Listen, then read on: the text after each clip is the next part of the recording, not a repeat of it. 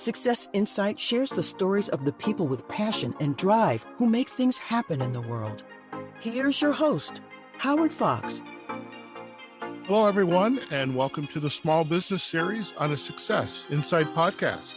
The Small Business Series celebrates the founders and owners of small businesses and the people working for the company to deliver exceptional products and services.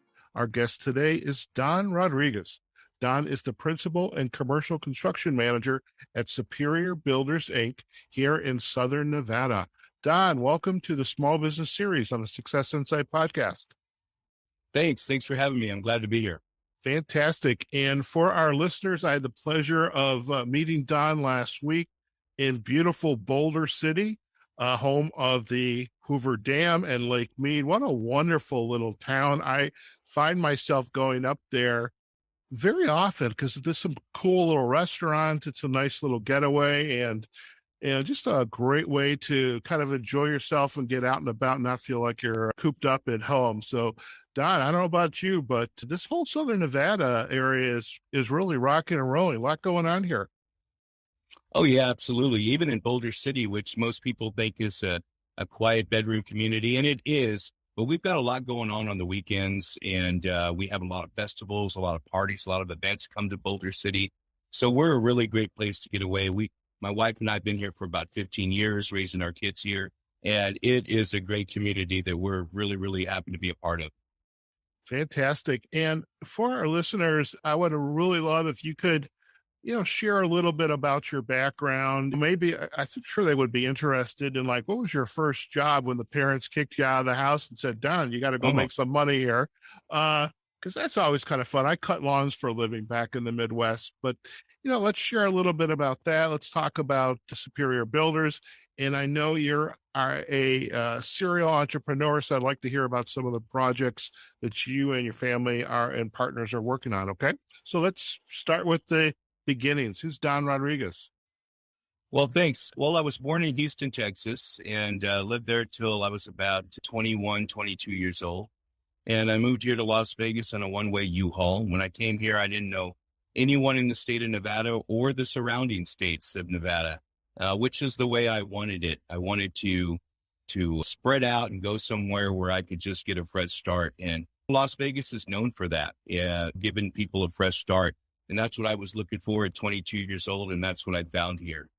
I started working in construction when I was about 18 years old on an underground construction crew. And it spoke to me, what always spoke to me about the construction industry. It's hard work, no doubt about that. But what I've always enjoyed about it is that every day is different. Even if you're on the same project for a year, every time you walk onto that project, it is different than the day before. And that really interested me. I didn't like just a mundane daily work thing. So I was never interested in sitting down and just doing the same thing every day. And I did a lot of that for many years, but I wasn't always thrilled with it. So I really liked the construction industry about that. And that's basically been my bread and butter ever since, working with my hands, working with people, building things. It's a very fulfilling job. So I've always loved it. Okay. So what is exciting about construction here in Nevada, Southern Nevada? And I'm asking this, and I don't want you to think, why is he asking me this question? Look outside, dude. There's casinos everywhere. But what is really unique about the construction industry for you in Southern Nevada that it's these are some really cool projects that I've been working on? Yeah, I tell you what, one of the most unique things about our market in Southern Nevada is its affluence. Everybody here has money. We joke about that in other markets, maybe LA, New York, but Las Vegas, for our market size, the net worth, I don't know what it is. I'd be curious to find out what the average net worth in Las Vegas is. I would venture to bet it's much higher than most markets comparable to our size. And the reason I say that is we've worked with developers for so many years. And before I became my own contractor, I worked for these developers, Focus Property Group, Rhodes Homes, just to name a few. And it would always be a thing, well, I've always get questions even to this day. Well, can we pay somebody to make it go faster? Can we get an expedited review from the county? We've got money. Money is no object. And what's so funny about that is I've heard that statement, money is no object, since I landed here in Las Vegas. So that makes things interesting because people have the means and the resources to do a lot of things in Las Vegas. And even now, I'm excited about the future for Las Vegas because as we see lots of businesses and lots of people relocate from California, they're bringing to the Las Vegas Valley an influx of cash. They're cashing out their assets in California and they're moving here. We see a lot of that going on right now. It's put food on our table for the last 3 years solid, and I don't see it slowing down. And our housing market is an indicator of that. So I'm excited about the future of Las Vegas. I love working here, not just because everyone has money, but what I meant by that, and not to be miscommunicating something that sounds a little bit greedy, but what that means in terms of money, what that translates to for us as a contractor is great projects. Just we build warehouses, we build custom homes. We really have two sectors, commercial construction and residential construction. In residential construction, we focus mostly on luxury custom homes. And then in commercial construction, we focus on anything that is at least has a $150,000 budget or greater. On the custom home side, we will build your custom home as long as you have $1 million budget, and that does not include the lot. So we build very high-end homes too. It probably goes without saying with that budget line. Sure. Now I have to ask this, and I live in Henderson, not too far from the Green Valley Casino. Mm-hmm. And there's one of my favorite hamburger carryouts is on Horizon Ridge. And as I drive down to it, way up on the hill is this humongous home, white home, glass. And I'm thinking, that's had to have been a cool home. I wonder who lives there. Doesn't really matter who lives there. I could imagine what it took to build a home like that. And I guess that would be my question. How do you build a home on a hill that it's quite a distance up on that hill? How does someone, your company, how do you actually execute a project like that? How long does it take? A typical luxury custom home up in the Henderson foothills, that's exactly where we are. We're in McDonald Highlands in Escaya, and we have several projects underway in both of those neighborhoods. And a typical lot there costs about $1 million right now for I would say that would get you about 120 foot, 140 foot deep lot by about 70 foot wide or so up in those hills. And so it's really high end if you can relate to those kinds of numbers. But it takes about 14 months to build a luxury custom home like that. And it really depends. That's impacted as well by the grading of the project. So a lot of times what they'll do is they'll give you a lot on paper. They'll draw the lot lines on paper, but when you go out in reality, your lot's like this, still at an uphill slant or a downhill slant. And what we do in that situation is we cut half of the lot out and we turn that dirt, put it into the fill spot, and to create a level graded lot to build on. It's not easy. Right now, the master plan community of McDonald Highlands, for example, they are cutting new lots every day. So they have these massive grading operations and blasting. They're blasting into the mountain, creating new lots every day. I think just last week they released another 10 lots for sale, and they were gone. That's amazing. It is. And they're working at breakneck speed, and so are we. But to answer your question, it takes about 14 months to build a luxury custom home. And a lot of that work goes into exactly what you said, the grading, creating a flat level lot on which we can build. Sure. Another question I have is, and I came from the Midwest. I grew up in the Detroit suburbs. I lived in Chicago the other half of my life. And then I came out here for an opportunity. Love it out here. I'm not ready to lay down $1 million for a home and buy the lot. Who knows? Maybe that'll change. Okay, that's a whole other issue. However, and I was out in Lake Mead 2 weeks ago, And I was looking at, I forget which harbor it was that had a lot of the boat slips, and there were the houseboats. And I was noticing that the water level, they'd had a stick in the ground with a sign said, this is the water level of 2021. This is the water level at 2018. And then I see homes being built, people moving here. It seems like there's this idea that water, I mean, you have to have water in these homes, whether you're cooking, cleaning, the showers, maybe even the pool, who knows? I'm sure there's technology to kind of recycle the water for the pool. I digress. But if people are moving to Nevada, Southern Nevada here, you're building these wonderful homes, but then the lake that we get all our water from, it's shrinking. That water supply is going down. How does a business like yours help their customers either navigate what is reality, what we should be doing or shouldn't be doing, versus here's something we have little control over, which is the water?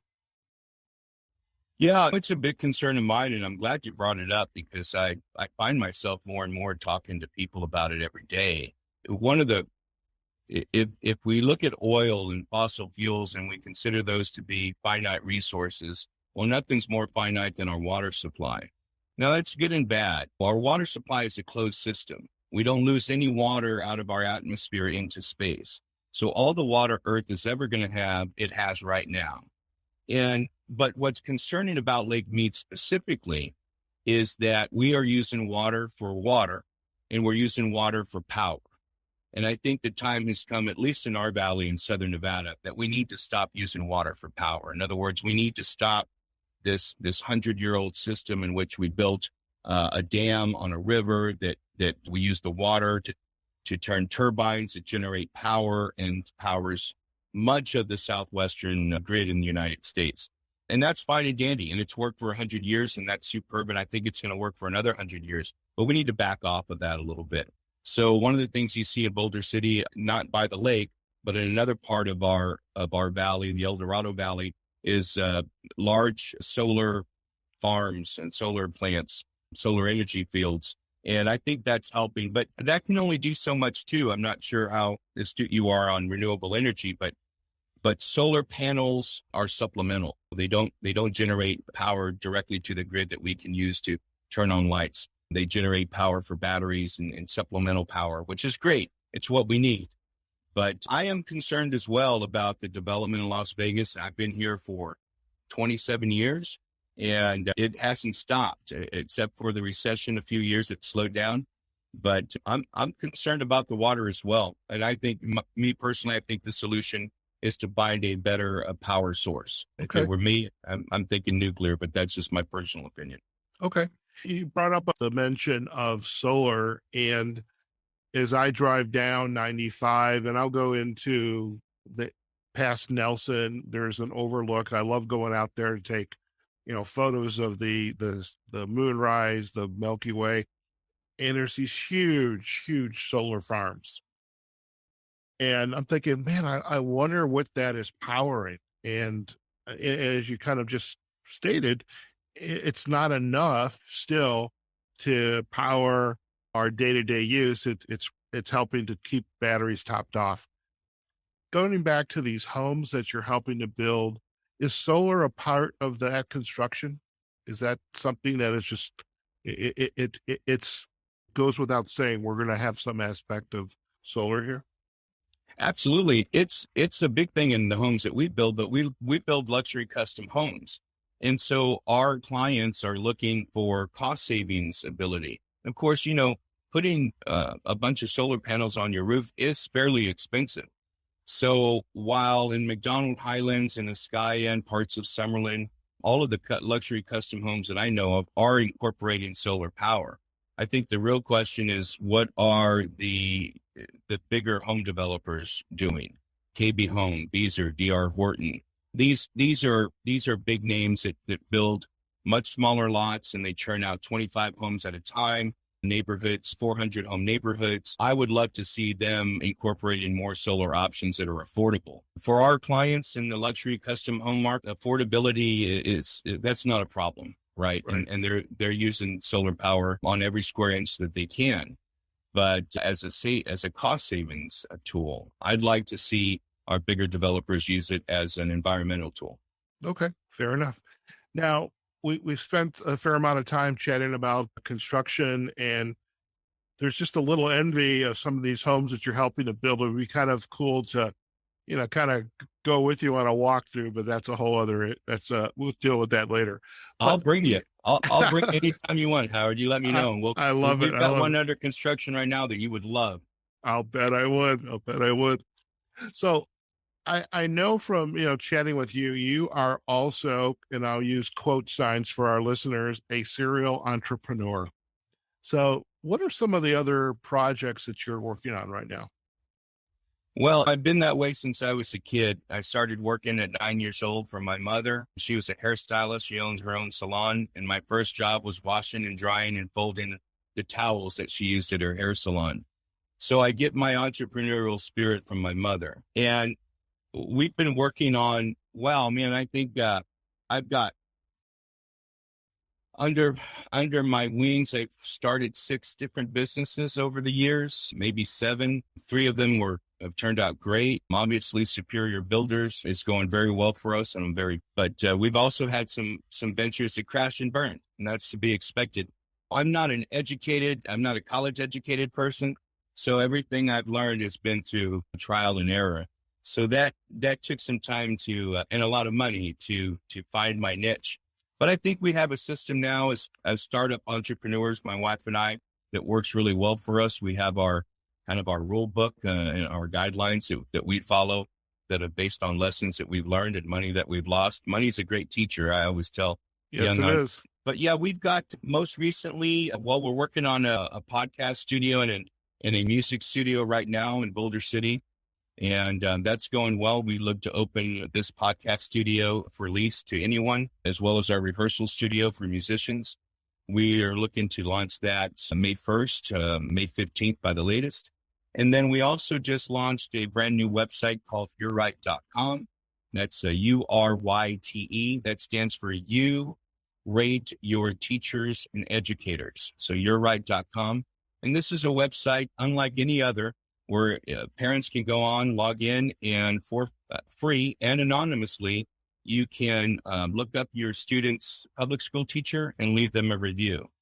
And our goal behind YourRight.com is to create a concierge education platform. And that's a brand new concept.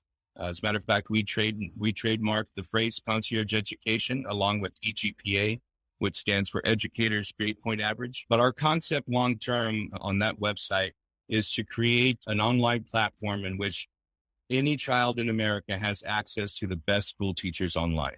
Obviously, step number 1 is identifying the best school teachers in America. So that's what we're doing right now. We just launched that, and it's going well, actually. So we're excited. So a couple questions, the podcast and music studio. And I know when you and I chatted and you were kind of sharing some of the work that you were doing, when you said podcast studio, the hairs in the back of my neck kind of stood up, and thinking, I'm sure there's some opportunities here. And so I think that's fantastic. I mean, in Las Vegas, all of the visitors now, again, many of them their sole purpose is the Strip, Old Town, Las Vegas.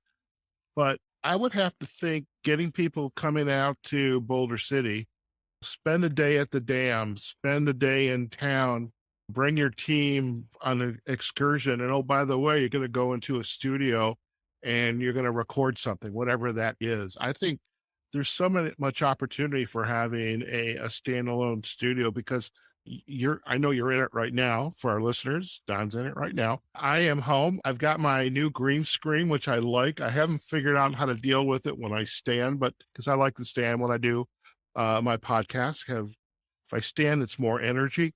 However, I think it's just such a wonderful endeavor, because there's definitely a business need for it. You mentioned the music. So are you a musician as well? I am a musician. Yes. And I've been playing since I was a kid. My mom had me take piano lessons and I've revolted against that, but I've gotten back into it the last few years. But I play the piano and I play the bass and I'm pretty decent on the drums. My God, your mom has to be a wonderful woman. I mean, first of all, she made your work, which that's a lesson in itself. Doing the grunt work, washing and folding towels in the salon. When you said washing, I thought she was going to make you wash the hair of her customers, but I'm glad you said towels. You have the rehearsal studio, and is the studio actually is that for hire as well, so bands can come in and record their work? They can certainly record in here, but yes, bands, the rehearsal studio is built for bands and musicians to come in here and practice. We have some very unique aspects to our particular studio that's opening later next month. And we can share that website later so people can check it out. But we've got stages, an upper stage and a lower stage, which you don't find in very many rehearsal studios. We also have stage lighting, so you can turn off the house lights and turn on the stage lights and get a real feel that you're performing somewhere. And then the biggest thing that sets our rehearsal studio apart from other rehearsal studios is we have mirrors along the stage, so you can watch yourself perform. I don't know if you've ever taken band, but any band teacher will tell you the hardest to get kids to do is to look up when they're playing. And as a band student myself long ago, I was always told to practice in front of a mirror. So we put mirrors in our rehearsal studio so you can see what you look like when you play. It's a really fun place to come here and practice.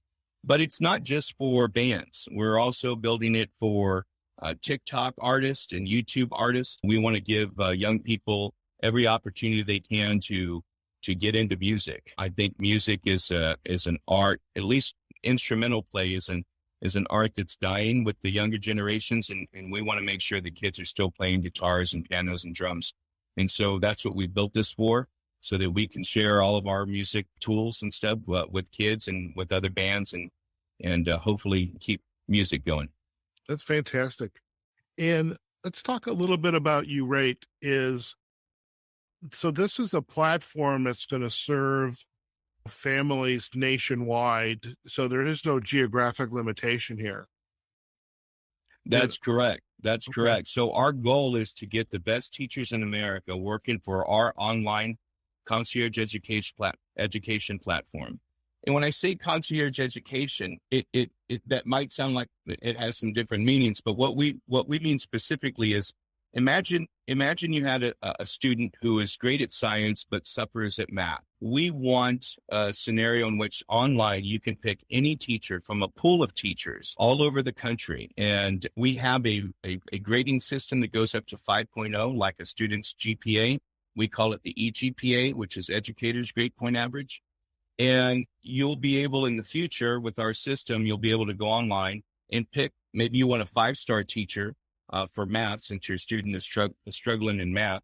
And then you can pay for a 3-star teacher for science. But anyway, that's the concept behind concierge education, mixing and matching and finding the best teachers for your student. Not all students are the same and not all teachers have the same teaching style. So this is something we're really excited about. We really think this is the future of education. I think the years in COVID proved that it is at least possible. And so we want to push the envelope and see where we can take this and to the benefit of students nationwide. When you mentioned COVID, what really jumped out for me as you were describing this is COVID has impacted so many job sectors in the U.S., the healthcare, nurses, teachers, and in some cases individuals being afraid to go back into the classroom with large groups of kids, other, coworkers, administrators, and they've elected to leave the profession because of some type of fear, being uncomfortable. And there is a market for tutoring. And so my child needs help with math. They need help with their writing skills, et cetera, science, et cetera. And I think I definitely can see how this could be a game changer because I still want to have an education. I still want to get good or maybe I have an interest in a specific area and I need that extra little bit of support to help me take whatever I want to do to the next level. So definitely can see lots of opportunity there from my vantage point. So I love this, the diversity of the work that you're doing, the construction, the music, the podcasting, the music rehearsal studio, and you rate. And it's wonderful. Is so many of us did one thing and that's all we did. And I think just as a result of living and meeting people in conversations, it's refreshing to kind of meet others who maybe have a non-traditional kind of path and how they're pursuing their livelihood and what interests them. So I love that. So thank you for sharing that. Well, thanks. And for any young entrepreneurs out there or people just starting out, I'll tell you where we got that concept from of doing multiple things. Recession hit. My wife and I were 100% in construction. That's all we did. And we were wiped out financially and emotionally. Construction in Las Vegas went from boom to absolutely zero. I know it sounds like an exaggeration. For a few years there was literally no construction in Las Vegas going on other than roadways and bridges. Now, the government calls that infrastructure. I can tell you infrastructure is great. We support it. But there's never a slowdown in roadways and bridges. And if you spend any time on the road, you'll know. Oh, but so we were hit pretty hard financially. And coming out of that, my wife and I decided that we were going to put our eggs into some different baskets. So if another recession hit, we would never be caught with just one source of income.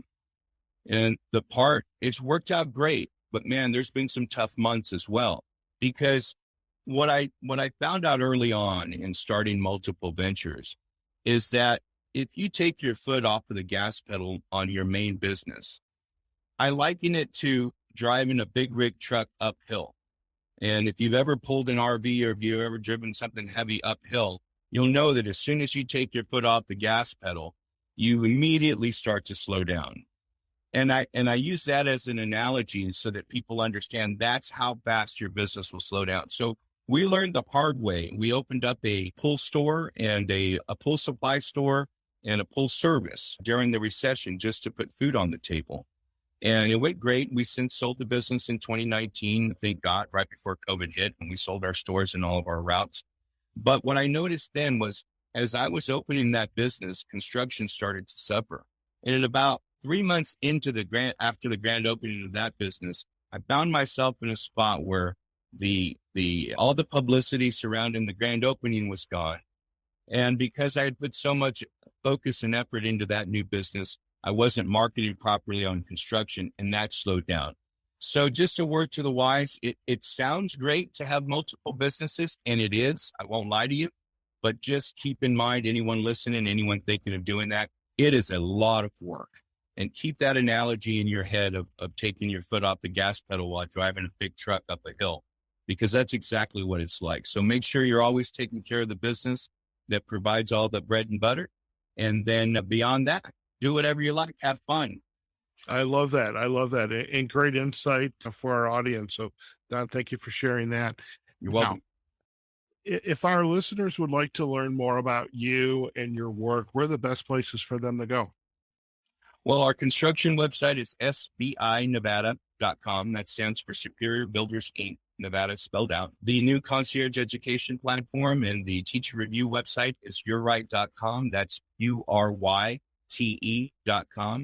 And then look for IandImusic.studio coming out soon. That is the word A-N-D, and then the letter I again, music.studio. And it's a funny name, but it's got some meaning. So we're proud of it, and we're hoping it's going to do really well. Sounds good. Now, do you want to share what that meaning is, or is that too personal?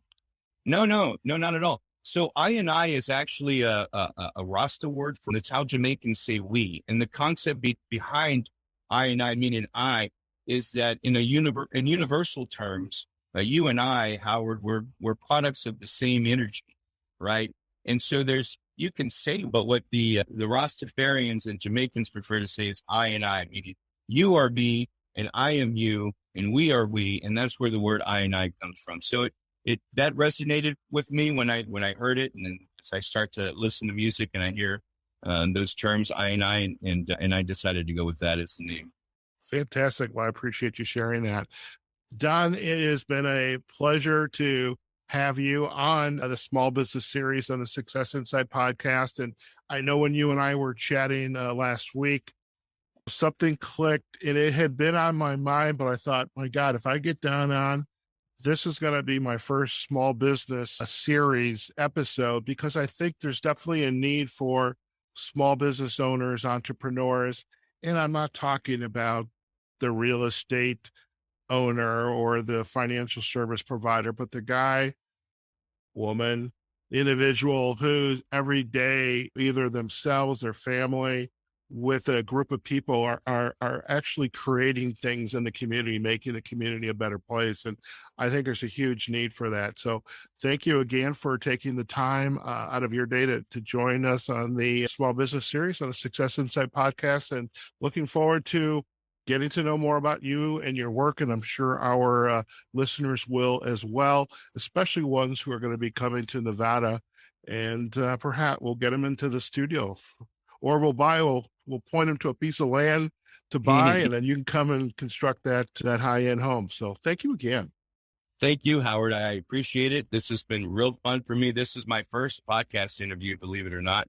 And I really like what you're doing with the Success Insight with entrepreneurs. There's a lot of lessons to be learned out there. I encourage people to become entrepreneurs, especially kids looking to do things different. A lot of kids are going to college that's become full, and they're handing out degrees that don't have much meaning. So entrepreneurism, I think, is a way to go for a lot of young people. And I'm glad what you're doing, so we can share our experiences and maybe make it a little easier for the up-and-comers. Sounds like a plan to me. So thank you again. Listen, stay on the line. I'm going to do a quick close, and you and I can come back and have a final chat, okay? Thanks, Howard. All right, folks, we have just been chatting with Don Rodriguez. He's the Principal and Commercial Construction Manager at Superior Builders, Inc. here in beautiful Southern Nevada, Las Vegas, Henderson, Boulder City, and areas in other areas, okay? I'm sure he's not limited to just the three that I just mentioned. And I also love about Don, he is also a serial entrepreneur. And now again, wise words is focus on where you're getting the bread and butter from, but also it's important. The economy changes, life changes, things happen. And it's also very important to have, word that I use is side hustles, or a side hustle. And even this podcast, it began as a solution for my clients who I was helping with their LinkedIn profile, but they wanted to create content. And much like a New Year's resolution where they want to start to write, create that blog, and they never could get to it. And that's why we created the podcast, because interviewing them about their work, we're creating content, but we're also reusing it. So you create it once, you reuse it multiple times. So between the coaching, the LinkedIn, the podcasting, and now we're even expanding the podcasting to help small business owners, organizations launch their own podcast. So, keep focused, as Don said, on the bread and butter, but also be open and aware, look up and see what other opportunities abound that you can take advantage of. So really some wonderful lessons here today on this inaugural episode of the Small Business Series on the Success Insight Podcast. Now, do make sure you check out Don's website, Superior Builders, which is sbinevada.com. And we'll also provide the backlinks to the uwrite.com, the studio for the Concierge Education and grading the educators. And also we're going to provide the backlinks to INImusicstudio.com, because if you're ever in Nevada, that's what you coming to Las Vegas, you want to check them out, perhaps get into that studio, and who knows what you're going to create. Now, as far as this episode is concerned, you can find us on SuccessInsightPodcast.com. We are on the LinkedIn and Facebook. We have our Success Insight Podcast pages there, and we are on all the podcasting platforms, Amazon Music, Apple Podcasts, Google Podcasts, Audible, Spotify, iHeartRadio, and a whole host of other directories. And we definitely want to hear your thoughts on today's episode or any of the other episodes. So like it, comment, share it with your friends and family, but do come back and visit us again. We'd love to have you join us for the ride that we're on with this podcasting venture. Okay, folks, wherever you are, whatever you're doing, go out there, have a phenomenal day, and we will see you on a future episode of the Small Business Series on the SuccessInSight Podcast. Take care now. Success Insight is a production of Fox Coaching and First Story Strategies. Find us online, SuccessInsightPodcast.com.